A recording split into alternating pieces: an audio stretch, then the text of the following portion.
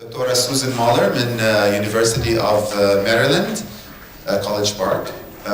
هي مديرة كمان International Center for Media in the Public Agenda ICMPA اللي أنا كنت أشتغل فيها قبل. هي كانت الادفايزر تبع PhD تبعي كمان.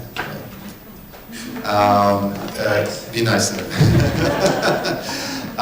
سوزان كمان هي مؤسسة سالزبورغ أكاديمي for Media and Global Change اللي هي الأكاديمية اللي استعملنا نموذج تبعها مشان نبني هيدي أكاديمية بيروت. رح تعطينا محاضرة اليوم عن قوة الصور وكيفية تحليلهم اللي هو اختصاصها بشكل عام، خصوصا الصور اللي بتركز على الحروب، على حقوق الإنسان وعلى أمور أخرى من هذا النوع. ممكن نرحب فيها؟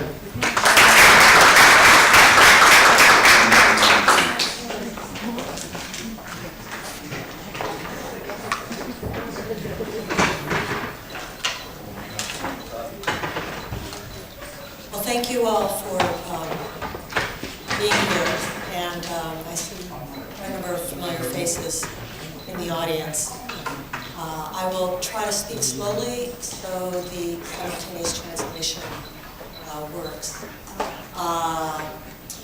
So today I'm going to talk to you about making choices.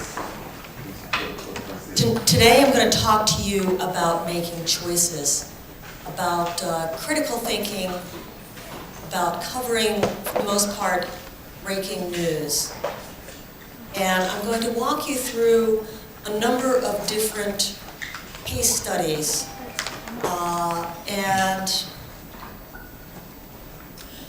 But I want to start by just placing you in a little bit of a context. Several years ago, when I was first here, I could have made this statement that we live in an era of images, but it would not have been as accurate as it is now. Now we really are living in an era of images. Your social media and the way mainstream media cover the news is even more intensely focused on visual journalism. And that's the case in part because a lot of people, this slide says 82% of the world can read and write. So actually we are living in a fairly literate world. But even those of us who are highly literate, who are here at university, even we often make sense of the world through images. Sometimes we realize it, sometimes we don't. From the journalist side, the journalists also are making sense of the world, if not through literal images, often they are through literal images, but as well through stories, through narratives, and those tend to be reinforced by images. This is a quote from a very famous American photographer who has won many awards working for the New York Times. Sorry, I'm just remembering that I should read what's on the screen. It says, "We are not walking photocopiers, we are storytellers." In other words, even photographers are not just maybe taking pictures of what's going on, but in addition, they're framing the world. They're deciding what to take pictures of. So, telling stories, making sense of the world is increasingly about showing images. I'm going to start showing you pictures. There's this one and then there's another sequence that are not of this region, not of the Middle East, as sort of warm-ups for you thinking about how news is covered here. This, if you've been following the international news, this is a very famous breaking news story in the United States about a policeman in the United States who killed an African-American, a black 18-year-old in the middle of the country. And this is a photograph that just came out yesterday about a protester throwing back tear gas or smoke canister. All right, so I'm going to have you think first about one case study. So I'm going to show you a series of images, tell you a little bit about it, and then have you, within the area of which you're sitting, have you make some decisions. And that will kind of be a warm-up exercise for something else coming on. So you all may remember, it looks like everybody's old enough to remember the Haiti earthquake 4 years ago. And when the news first broke, people wondered, what was a story to tell about Haiti? One of my favorite media literacy experts in the world is a man named George Gerbner. And he said, we live in a world erected through the stories we tell. In other words, how we talk about events matters and shapes how we think about the world. So if you think about coming here to Beirut, coming to this academy, and how have you been telling your friends back home, your colleagues back home, your family members back home about what you're doing here? My guess is you may be telling family members, your spouses, your children, your parents, something different than you might be telling your colleagues. You've chosen what stories to tell. And so that affects those friends, those colleagues, understanding what you're doing here. Well, the same thing's true about international events. So if you are a news editor and a breaking story happens, as important as an earthquake that's killed thousands of people someplace across the world, you are going to frame that event for your audience, for the people who are listening to you. So let's go back to that case study. So it's Haiti, it's the day after the earthquake. Haiti's in ruins. We don't yet know how many people have been killed. It was about 250,000. But you know there are thousands of people who have been killed. Probably tens of thousands of people have been killed. So, here's just the basic details. The earthquake in 2010, the center of it was only 16 miles, about 20, 25 kilometers from the capital of the country. Actually, about it's like a third of a million people died, about a third were injured, and 1 million were made homeless. 250,000 homes and commercial buildings were collapsed. So here's a picture of the capital. And just to give you a sense of it, this is the presidential palace. Before is the top picture, and after is the bottom picture. So, again, you are editors.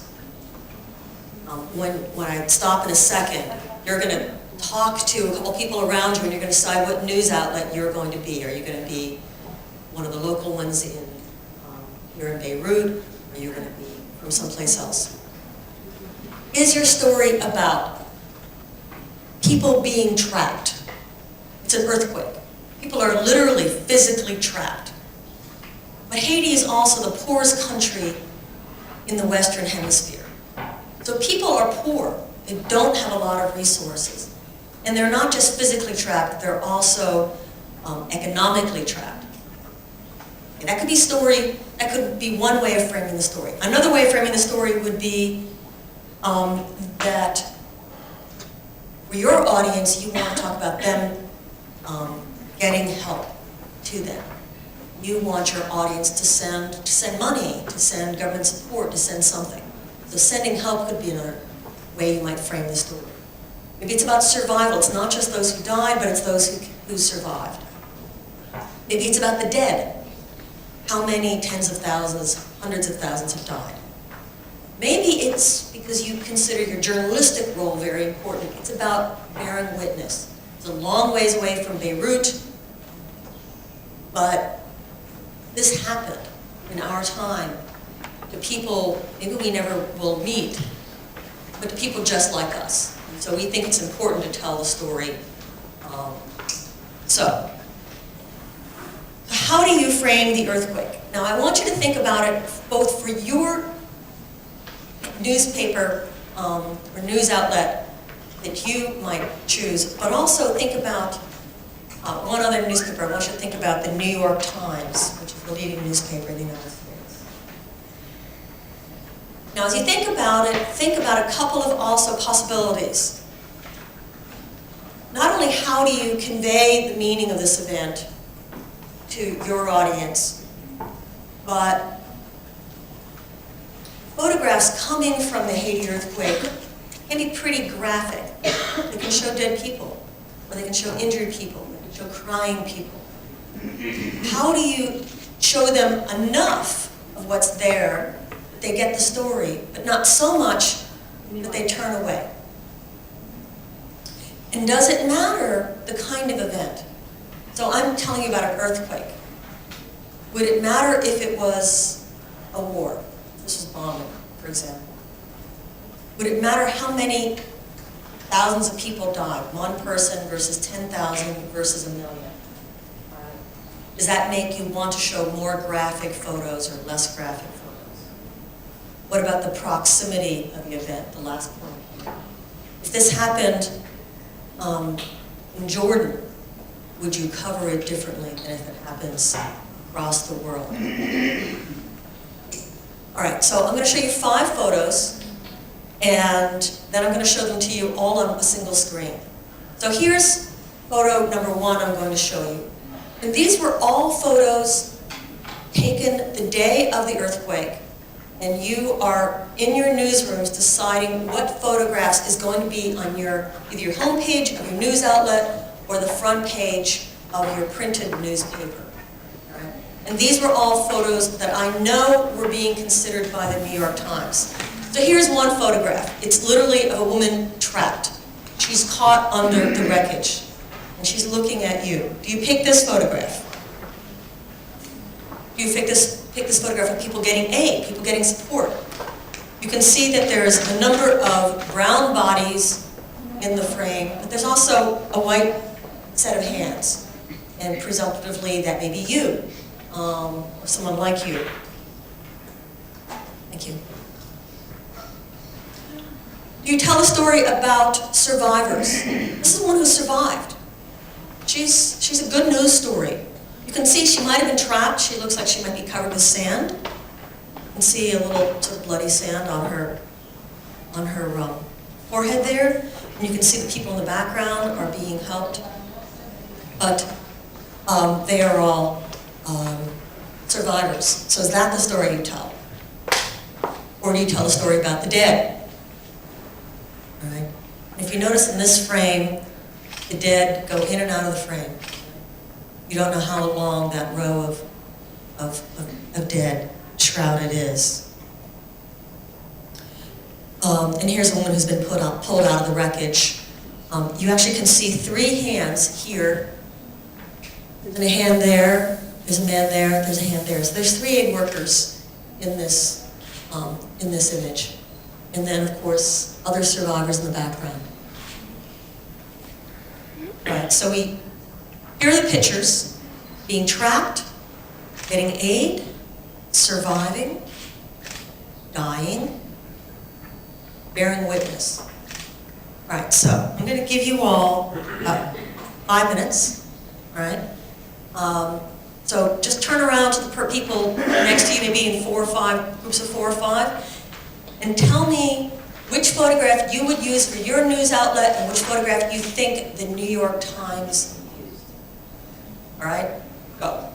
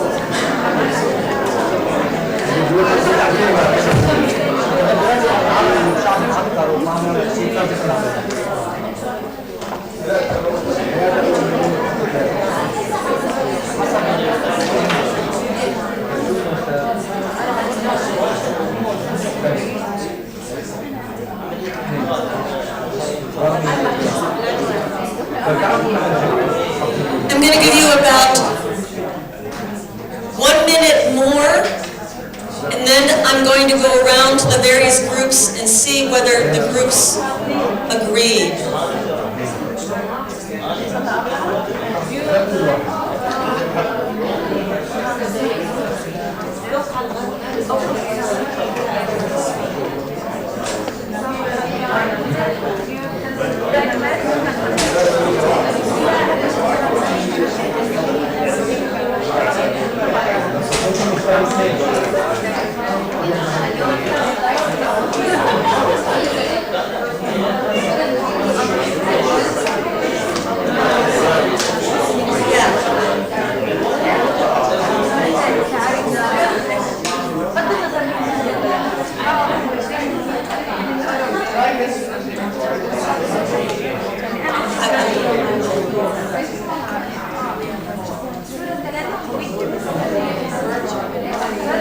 Okay, so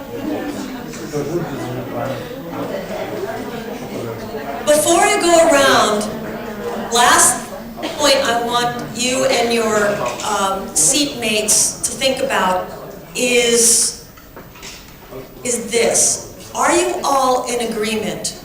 Okay, this says testing your gut reaction. It's an expression in American English that you don't use your head to decide, you use your emotions, you use your gut to decide. So I asked you which picture was the best one for the New York Times and for your Beirut audience. Another question is, how enthusiastic are you about using that image? For example, I gave you 5 pictures. You might have picked the best one, but you might have said, I don't like any of them. Or you selected one, but you had a really hard time. All right. So this is a thermometer that says, supported clear choice of all editors. You were the editors. Hate it. What was my group thinking? Okay. All right, so let me go.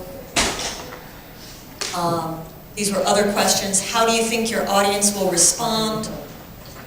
Does it matter to you what your audience thinks, or do you think your role as editor is most important?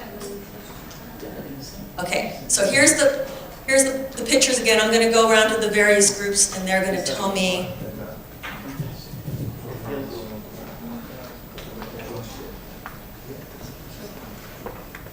Okay. Gentlemen there.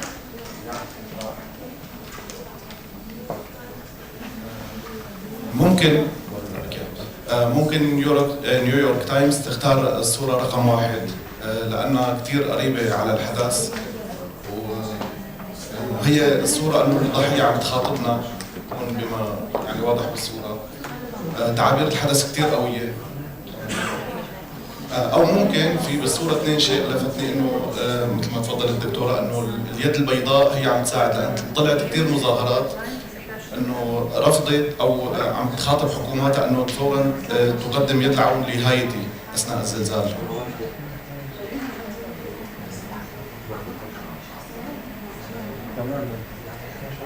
So you were saying 1 or 2? 1.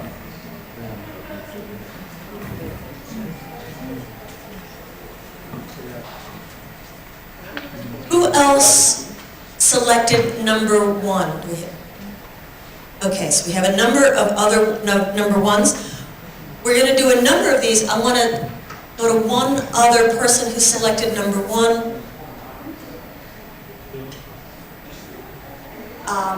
We just heard from a man. Let's hear from a woman.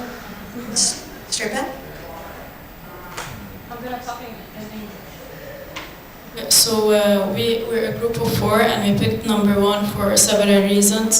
Number 1, it shows that there's a crisis. Number 2, we can see someone coming to get them help. Number 3, the girl is looking right in the eye, and it shows she's injured, but in a way that we can show it to people. It's not gonna cause emotional problems to anyone who's receiving the photo. And we think that New York Times, chose this one. Okay. All right. Who picked something other than number 1? Okay. Gentleman there.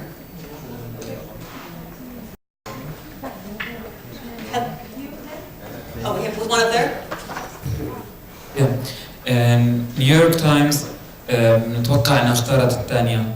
اول شيء ما فيها مشاهد عنف كثير، ثاني شيء الايدين بيضة فيمكن بتدل على مساعدات امريكية فهذا بيساعدها في يعني دعايتها.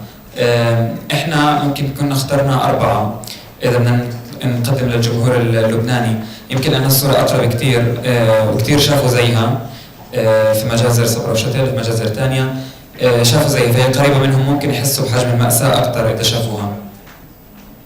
شكرا. Right. All right. I was going to this gentleman here on the end. Yeah. Mm-hmm.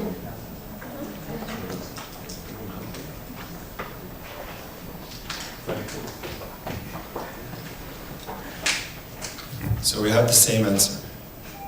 We think that the US magazine will take the picture number 2.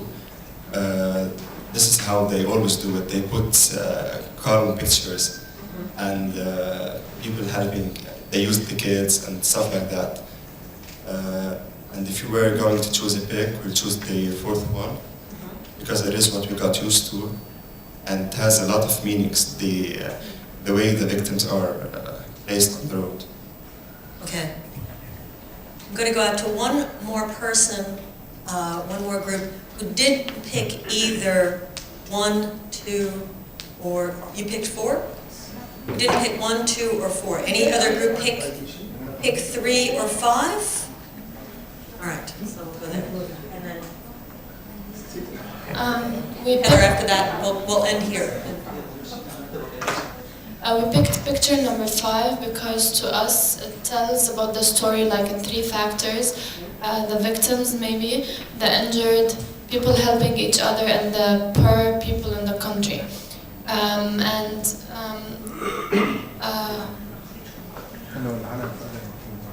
So picture number 5 is the one appropriate for the New York Times, and I think because it doesn't show a lot of harm and it takes 2 aspects, telling the story and minimizing the harm.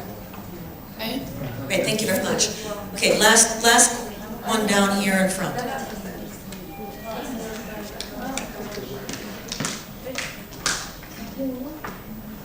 بصراحة أنا أعتقد أنه نيويورك تايمز ممكن تختار الصورة رقم 5 تعرض بها أكثر من جانب.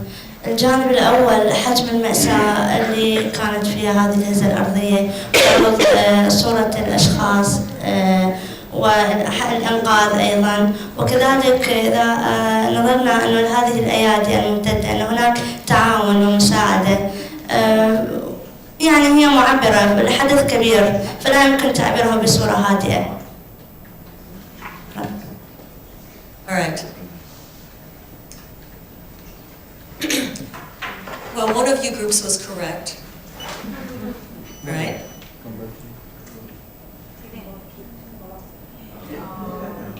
So I'm going to show you a number of different newspapers, so you see. So the New York Times picked the same one that a lot of you thought the Beirut papers was going to pick. And I'll tell you why in a second. The Washington Post, my hometown in Washington, D.C., the capital, picked the one that I think a lot of you felt was troubling. Let's keep looking. Haiti is an island in the Caribbean, and it's very close to Florida, which is where Miami is, and it's quite close to Mexico. So the countries in the state that are very close geographically, they picked maybe the most difficult photograph of all of them. Here are other papers from Latin America.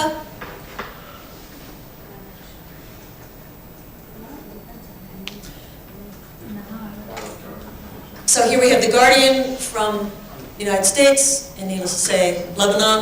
I'm sorry, United States, United Kingdom from London.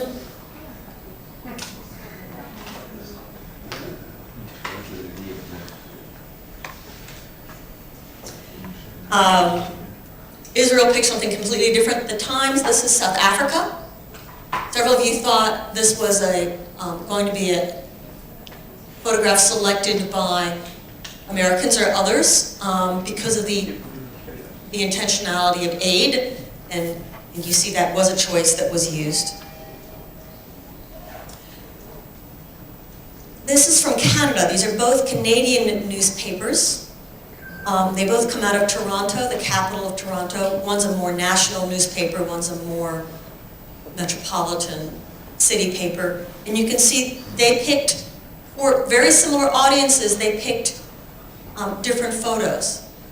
Now, we haven't had you look at headlines, but I just want to mention the headlines in this. So here we have the headline in the Toronto Star says, "City of Death." But the photo is of a survivor, someone who's alive. So the headline is different than the photo. And think about how that has meaning. This one, the headline is essentially a caption for two different photos. A nation in ruins, and you have the lower wide photograph of the devastation wrecked by the earthquake, and then a cry for help. You could read that survivor looking like she may be crying, potentially for help. Now, the New York Times, I'll just quickly go back to it for 1 second. The New York Times picked this photograph for many of the same reasons that the woman down here in front mentioned. They picked it because it gave a sense of the numbers of people who had been injured. And they felt that was important to communicate that it was not just one victim, one person trapped. It was, in the case, they thought tens of thousands, and then it turned out to be hundreds of thousands. All right. One last very quick question. I'm not going to have you go in groups again yet, but it's a year later, and you have a photo that you have taken. You've sent a photographer to Haiti, and you want to tell a story about Haiti a year later after the earthquake. You take two photographs of the same woman. She actually was, I know this from the caption, she was a dancer. And she lost her leg because she was trapped in the earthquake.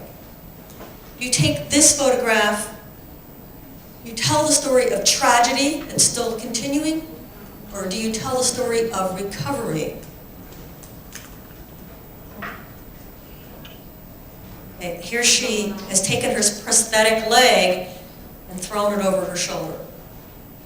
She's still clearly very injured, but she's smiling. And actually you have a sense of where the photograph is being taken because you see the cinder block building behind her. This photograph was actually taken by a New York Times photographer. He had two different cameras. One he was using for this series of portraits for a number of people in some of the refugee camps still outside of Port-au-Prince, at the capital.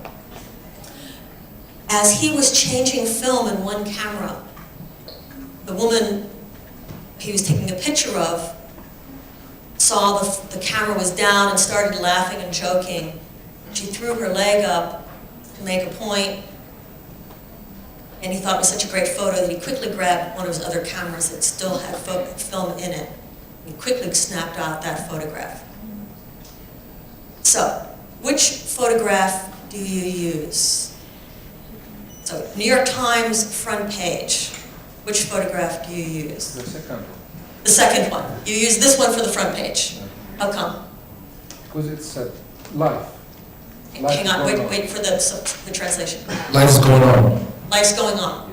Okay. It's a tragedy and a recovery at the same time. It's a tragedy and a recovery at the same time. Okay? And so you also pick this one. All right? And last one. It depends on the message I would like to show. if I want to see that the recovery is done after what happened, I will show the second one. Yeah, so you're absolutely right. How do you frame it? And if you want to show recovery is happening, you show the second one.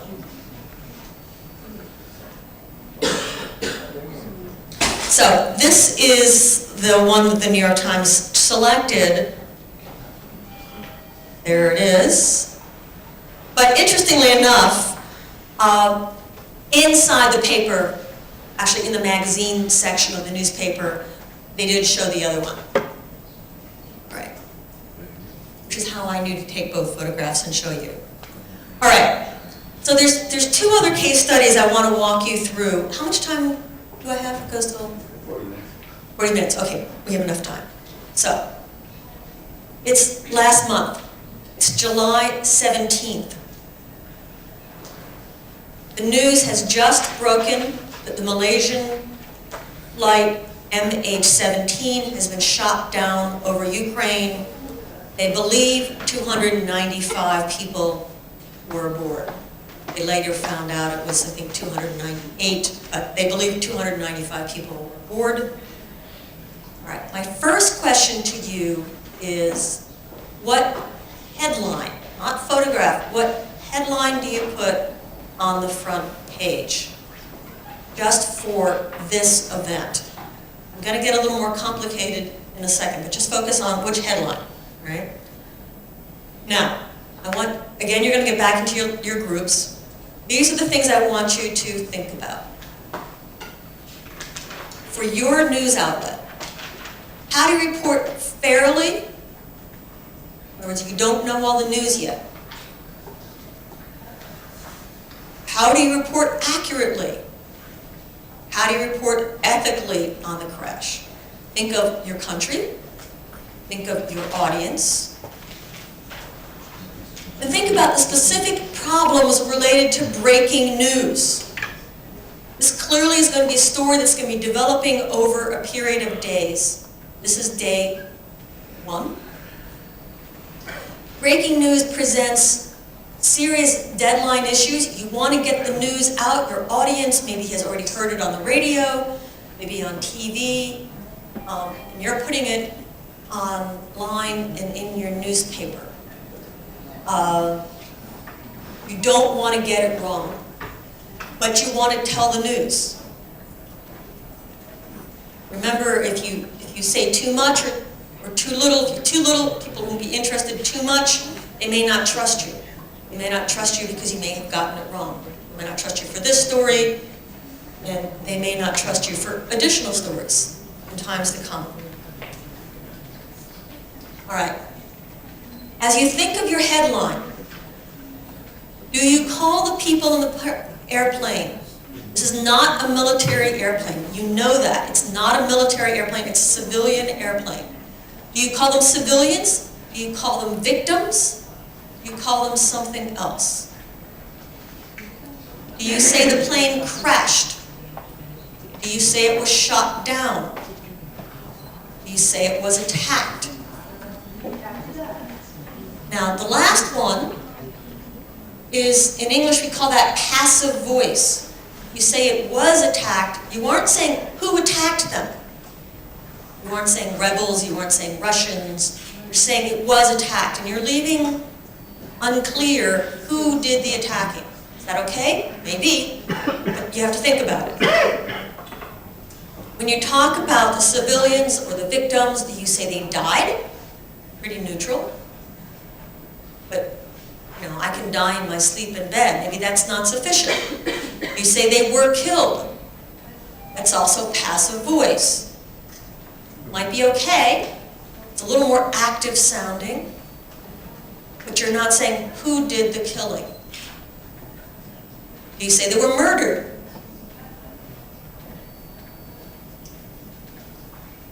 Do you attribute your facts in your headline to anyone? Officials said, the government said, you put something in quotation marks. What do you do? Okay? So, get into your groups. I'm going to give you just like 2 minutes maximum to decide what headline you're going to write for this story. Can I get the projector off for a second, please? Just press P. Just unplug it? Or you can press P. Just P. E? P. No? BB. It's black. P black. Maybe not on a Mac. Because it's going to black screen. Okay. Thanks. Okay. She's here talking.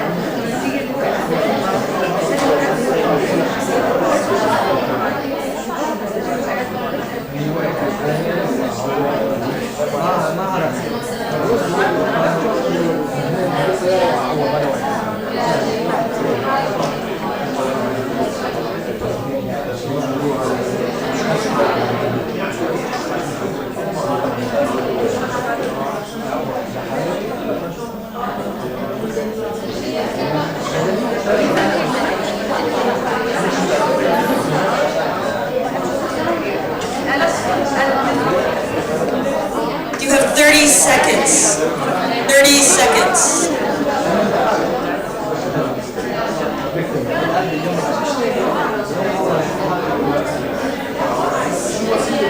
Someone should write down the headline. Take the next 30 seconds to write down your headline.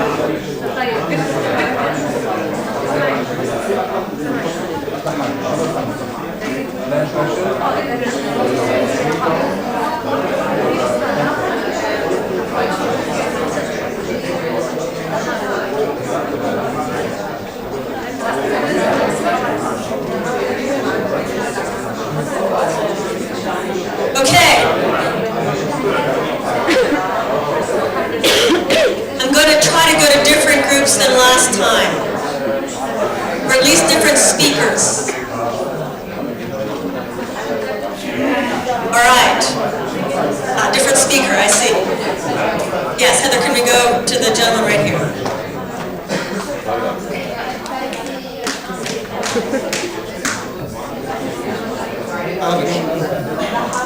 سأختار عنوان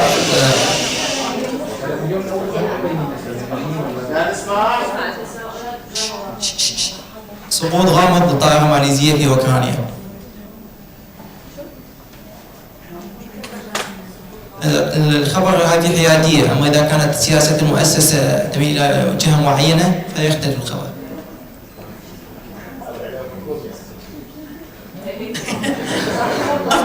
Of course. But I like that you went with accuracy and neutrality. Okay, other headlines. I have hands up for other headlines? Perhaps, yes. We had Malaysian airplane attacked over Ukraine, 295 people potentially killed. All right, good. It's a long headline, but it's all there. 2 lines, all right, 2 lines headline. All right, other choices. Man in the plaid shirt.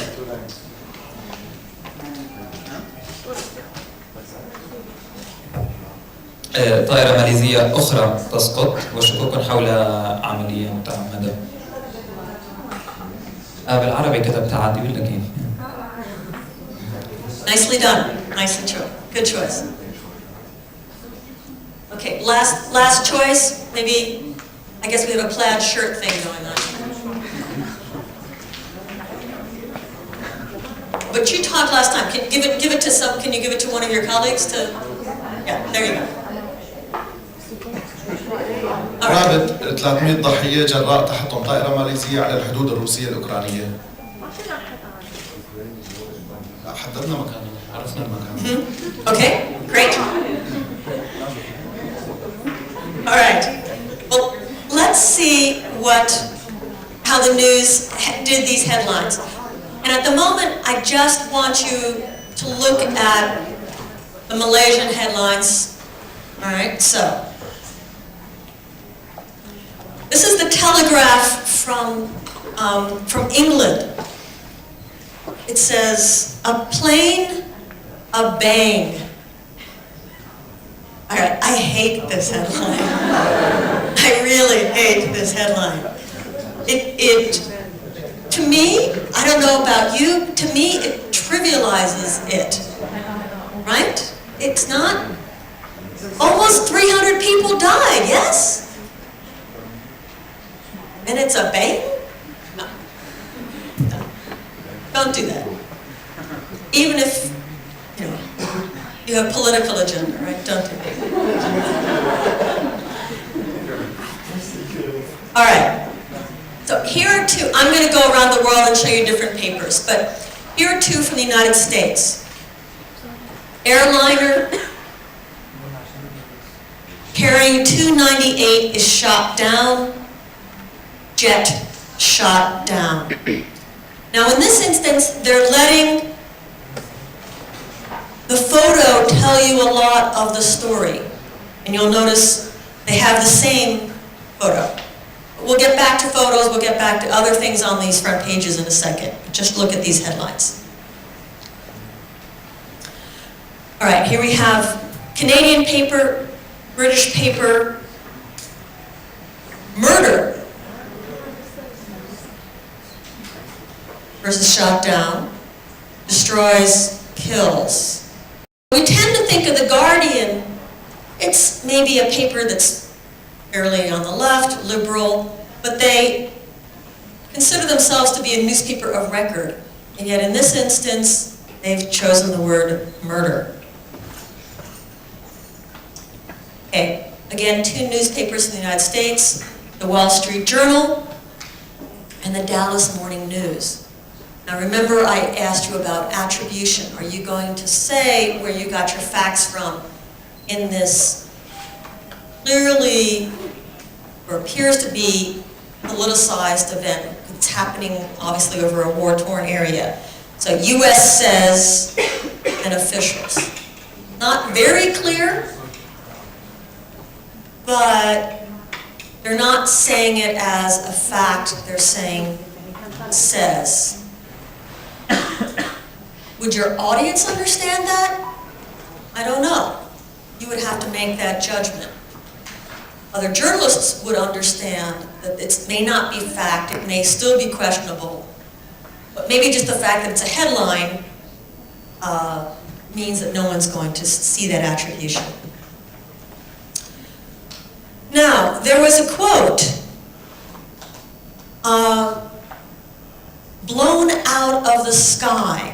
So one of the officials said the plane was blown out of the sky. Here you have an Argentinian paper and an American US newspaper. They both are using the headline. One actually has it in quotation marks, the other doesn't, but it is a quote.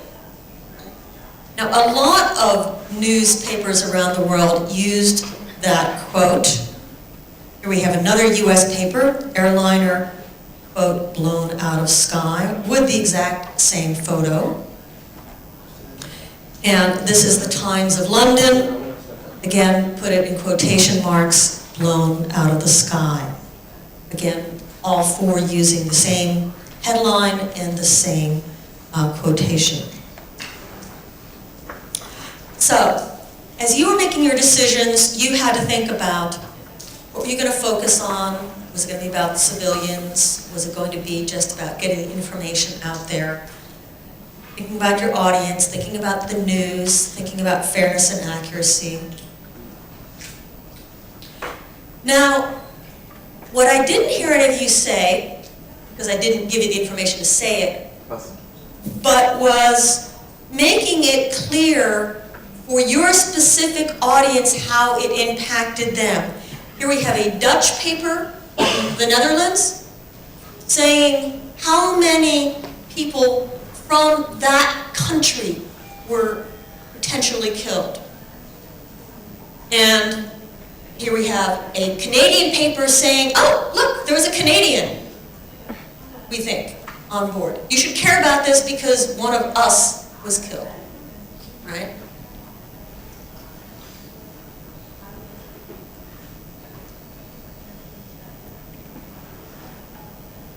Now, when I was joking about your two-line headline, that's essentially what the New York Times did.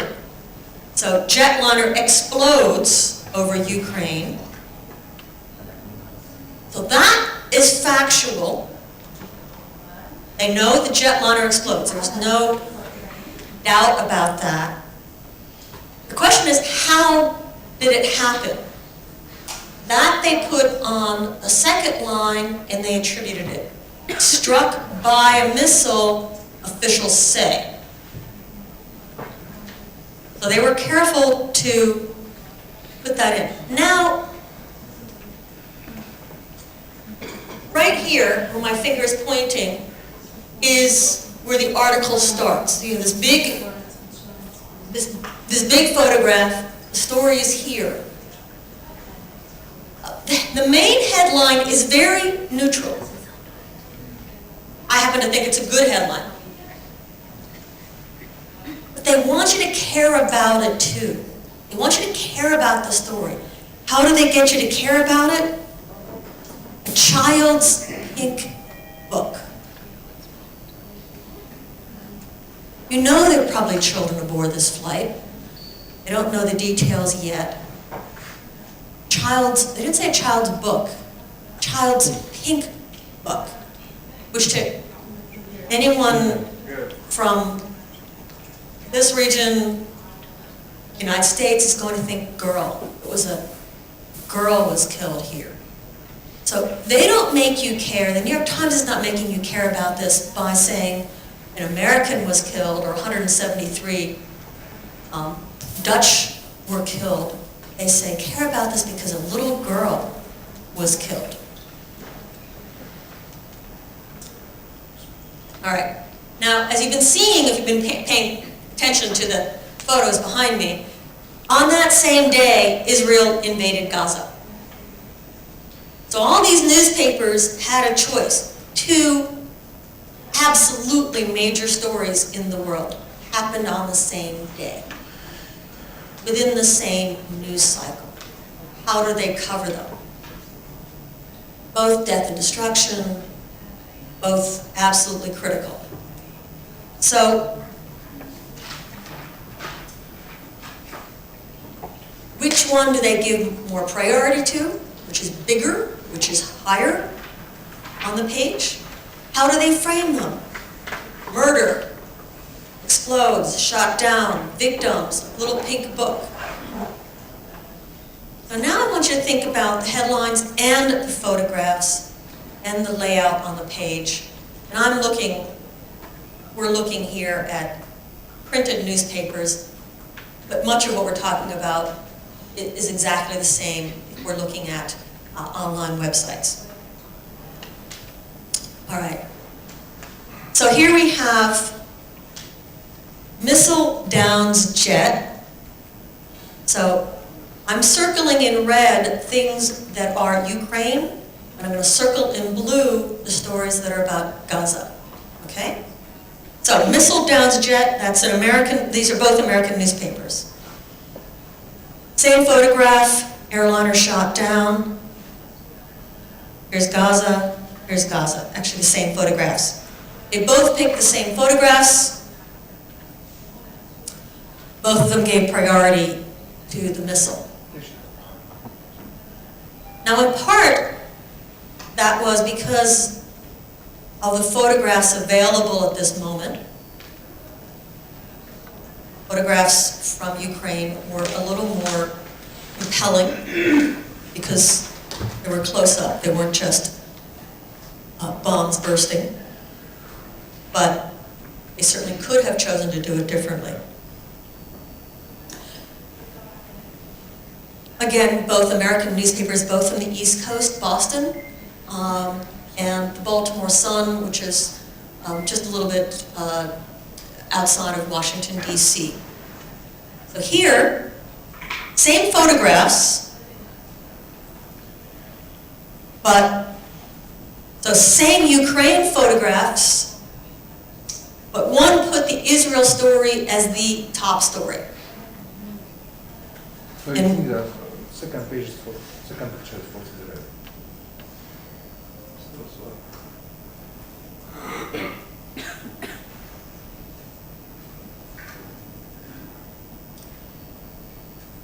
Interestingly enough, too, the Boston Globe has arguably the tougher headline. Israel launches invasion versus tanks roll. Now, tanks maybe create a picture in your mind that is very powerful, but roll is not as active as launch invasion, I might argue. All right, again, two more United States newspapers. There's Gaza, there's Ukraine, there's Gaza, there's Ukraine. One of the things that I thought was interesting here is the Washington Post is, of course, the nation's capital newspaper. The Miami Herald has a very large Jewish population in Miami, Florida. And I thought it was an interesting choice that the Israeli story is what they say in American English is below the fold. If this newspaper is folded, you don't actually even see the Israel story. Not only small, but it's below the fold. And the verb move, yes. Right. I think it's interesting, actually, how they did do the attribution, missile blamed. I think a more casual reader of that would understand that it's maybe not a fact yet that somebody's doing the blaming. Is that a good thing? Is that a bad thing? All right, here we have two Israeli papers, both Haaretz. One's the English language one is the Hebrew language one. Here we have, in the Hebrew language, we have the two stories, and there is no story on the front page of the Malaysian plane down.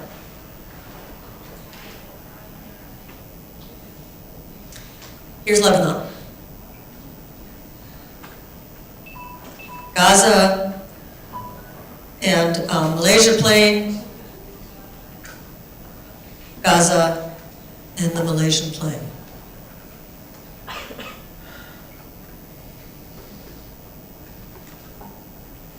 Interesting that they start with the Arabic and the English, though the Arabic starts with the word Gaza as opposed to Israel. Mm-hmm. You can translate this here. So Gaza under fire, land by land, sea, and air. Uh-huh. Or from land. Mm-hmm. So, as you can see, the newspapers made different decisions about what was the most important news. And they didn't all agree. I'm not going to go into yet, I'm not going to go into here why that might have been, but I think you probably all have arguments in your own mind why different news outlets might have chosen photographs, different headlines, and a different priority for the stories. Then there's concern about fairness and accuracy. We used to talk in media critic circles about balance. We don't tend to use the word balance anymore because it suggests there's only two sides. A side that's up and a side that's down, or you try to make them equal. But now we recognize, of course, in most cases there's more than two sides. So you need to talk about accuracy and nuance, not accuracy and complexity, not are you giving equal time to two different loud voices. thing as editors, one thing as teachers, one thing as journalists, people need to pay attention to is, in your own mind, you may think you're being neutral. You may think you're being fair. But is your audience going to understand that? If you want to be very careful about attributing something that may be very political, that may be still not known, if you just say, officials say, is your audience really going to understand that that's still in question? Or do you need to have some more explicit way? Or do you need to have a little box that says, what we know now? What is still in question? Some news outlets do handle things in that way. And then finally, not only are you fair and accurate, but you're a money-making business, right? People need to buy or read or listen to or watch your news outlet. You don't necessarily want to do that by sensation, but you need to get your audiences to care. You need them to think that they're going to get fair and interesting coverage from you. All right, so now I'm going to get you back in your groups for one last time. So, we're going back to the Ukraine crash. It's day 2. Right? You're still your news outlet, whatever one you pick. How do you follow up on the Ukraine plane crash? I want you to think about your Beirut and your The New York Times. There are these 4 news photos that you're looking at. Can I get the lights on for a second? All 4 of these, it's a little bit hard to see when the lights are on, actually are bodies. So you have a body in the wheat field there. It appears to be without clothes, but we can't see anything specific. This is a seat, actually it's 2 seats that have been blown out of the aircraft, and you can see, looks like an arm and a leg coming out from the purple. There we see a aid worker or some other official soldier, I can't tell who it is, and you see the back of at least one body and probably bodies in the middle area too, but one is clearly distinguishable. And then this is a body. There's obviously plastic, there's a rose on it, there's plastic, and then you can see here 2 legs most distinctly. So they're not graphic, but they're bodies. So I asked you to sort of think about the emotion exercise and ask yourself which photo is the best one. Which one, my gut reaction, do I think is the best one? And how enthusiastic are you about using them? Now I want you to try something different. As you're deciding among those 4 photos, I'll put them up again in a second. I want you to think about fairness and accuracy. What do you think are the problems in media's coverage of crisis? To make things a little easier for you, I'm giving you examples from Ukraine, not from Gaza, okay? Intentionally so. But as you're thinking about this, you might want to think about how news outlets also cover Gaza or Syria or Egypt or other places that are very close to home, politically, emotionally, geographically. What do you think are problems in the crisis coverage? And about how can your outlet accurately, fairly, and ethically report on this crisis? So think about that. And to get you to focus, there's something called a pre-mortem exercise. A post-mortem, everybody know what a post-mortem is? A post-mortem is when somebody dies or something's finished, it's all over, and you go back and say, what did we do wrong? Post-mortem on a dead body is how did the person die? But in the field of ethics, we also talk about pre-mortem exercises. You pretend that it's all over. You try to foresee what will happen once you put the coverage out. And I want you to say, okay, I'm going to pick this photograph. If I pick this one, how is my audience likely to respond? What might be the responses of other countries, other political parties? And if you think there might be problems, in this particular pictures that might be coming out of Gaza, might be coming out of Syria, might be coming out of Egypt, might be coming out of China, wherever, what do you do? Do you do something with a headline? Do you do something with a caption? Do you do something with the lead of your story? Do you have a sidebar? You put this not on the front page, but you put it in a slideshow. How do you handle the problems that you potentially see? All right, so here are the photographs, and you've got about 2 minutes. Okay, go.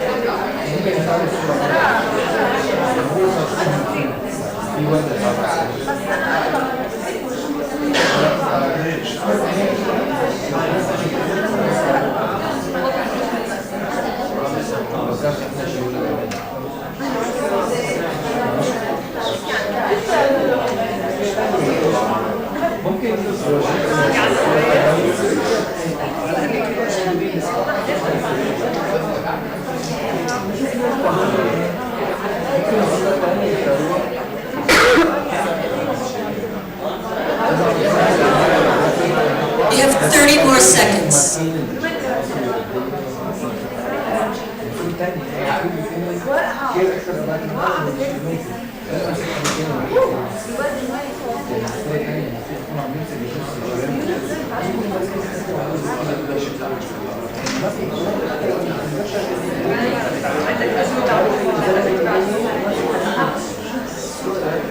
All right, make your decisions and figure out who's going to tell your answer.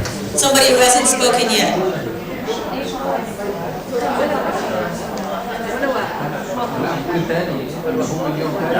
All right? Maybe we can get the lights back up. I don't think we need them.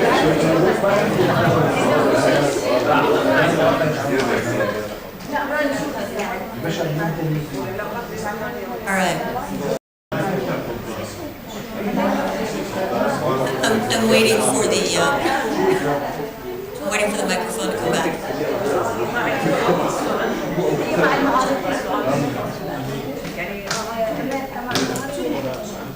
All right, Heather, we can go down here. Then I'm going to go back. All right, so which one? نمبر 2 اختاريناه لأني يفصل يعني تفاصيل عن الحادثة، وكذلك القيم الإخبارية تختلف من منطقة إلى أخرى أو من دولة إلى أخرى. هي جاهز يعني تستخدم، هي كل الصور استخدمت بس بعناوين صحف مختلفة، بس احنا توافقنا جروبنا على نمبر 2 لأن يظهر المأساة، وخاصة هناك صراع كان في أوكرانيا وبين قطبين متحالفين يعني مضادين، فاختارينا نمبر 2. شكرا. Thank you. All right. In back there, maybe all the way in the back row.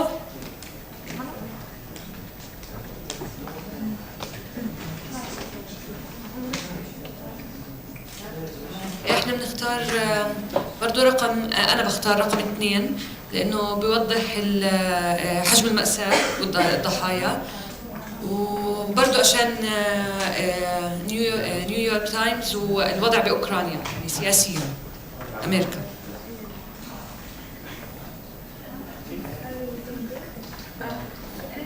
انا ما اتفقتش انا والجروب تاعي، انا بحكي مش عارف اذا الجواب راح يكون غبي، بس انا بحكي ولا واحده مش عارف، ما اقتنعتش ولا واحده فيهم، فما بعرف اذا نيويورك تايمز يعني اقتنعت في واحده منهم. Okay. Down here in front. Let me go there. Yeah, let's go here and then there. We can't choose the first one because it's not clear for newspaper page, and the second one could make some panic for people who gonna use the airplane, and we can't change anything about the death or the died person. The third one is not clear about not related directly to the crash and what happened. The fourth one is the better because we have the rose, the hope, and we have also the victim. Okay, great, thank you.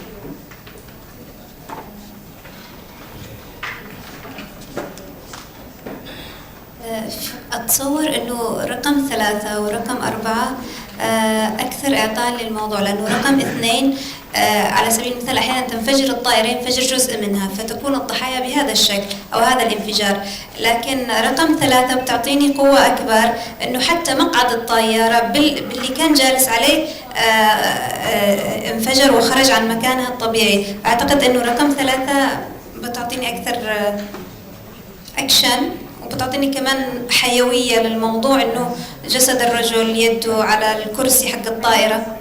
هذا في اعتقادي. Thank you. Okay, last one.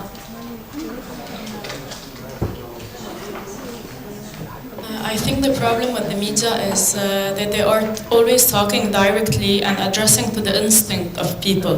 So the New York Times will definitely be picking the number 4.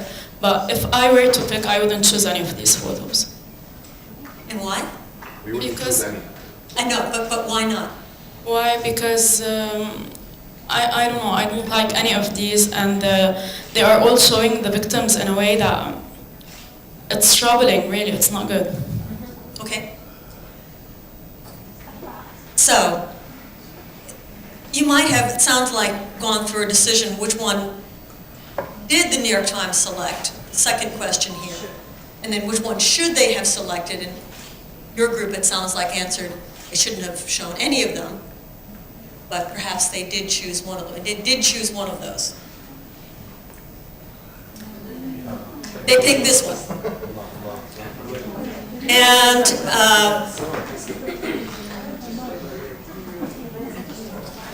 let me read you what it says here. Although choosing this photograph resulted in protests from some readers, a photograph of the victim's body covered in clear plastic, the main image on Saturday's front page, was both important and, quote, one of the most beautiful pictures of war I've seen in a long time, close quote, according to Dean Backett, Times executive editor. Quote, the fact that somebody had dropped a flower, somebody had covered it in plastic, close quote, gave the photograph an added emotional element and power. Mr. Backett said that all the editors in Friday afternoon's news meeting, in other words, all of those who chose what was to be on the front page of the New York Times, all the editors were in agreement about its prominent use. Why show this photograph? Mr. Backett said that showing this and other images from war zones, okay, that tells you that he considered this a war zone, not just a disaster. Showing this and other images from war zones was part of the Times' journalistic responsibility to portray the horrors of world events as they unfold. That goes as well for detailed and sometimes graphic descriptions and stories, another cause of reader complaints. So that was as graphic as the photographs got, but actually in stories of the plane crash, they were much more explicit as about what had happened to the victims.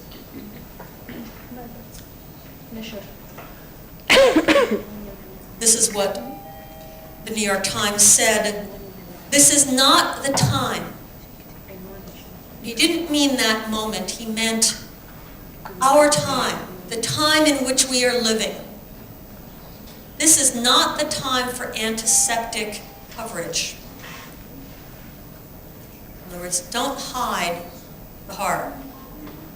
We are going through a remarkably violent chapter in the world, and we, journalists, are irresponsible if we don't reflect that. Time's primary mission, amid all the carnage, amid all the violence, is to give people all the information they need to make profound decisions. Now, we don't have time to do this, but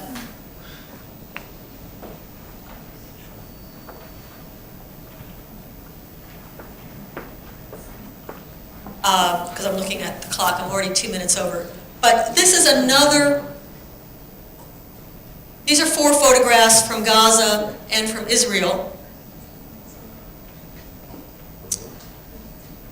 These 2 from an Israeli funeral, these 2 from Gaza. And there's another sort of ethical construct that you can use. It's called an empathy map, and it's you putting your audience in the center and asking about their feelings, what they emotionally respond to, but also what challenges, what political perspectives do they have, and do you want to lead to those, or do you want to help them think through their instinctive responses? What does your audience need to achieve? How should success be measured? Your average audience member. All right, so these were the 5 photographs I was going to show you, have you think about, but I'm just going to show you what the answers are. So, again, an Israeli paper, an Emirates paper, Israeli paper, Lebanese paper. And what I thought was interesting was the New York Times and the Chicago Tribune picked one of each. This is on its print edition. Okay, Chicago Tribune put the Israeli close-up on top, the Gaza photograph on the bottom. The New York Times did the reverse. But online, okay, last question for you guys before I close this down. Online, the New York Times used just one of these photographs as its main photograph. Which one did they pick? The Israeli one or the Gaza one? Israeli. Gaza. Gaza. How many Gaza? How many Israeli? Most of you didn't vote. Try this again. I want to see hands up. Did they pick Gaza? Did they pick Israel? You still didn't put your hands up. All right. One last time. You have to pick one. All right? So, did the New York Times pick Gaza? Did the New York Times pick Israeli? Maybe I got one more hand up. All right.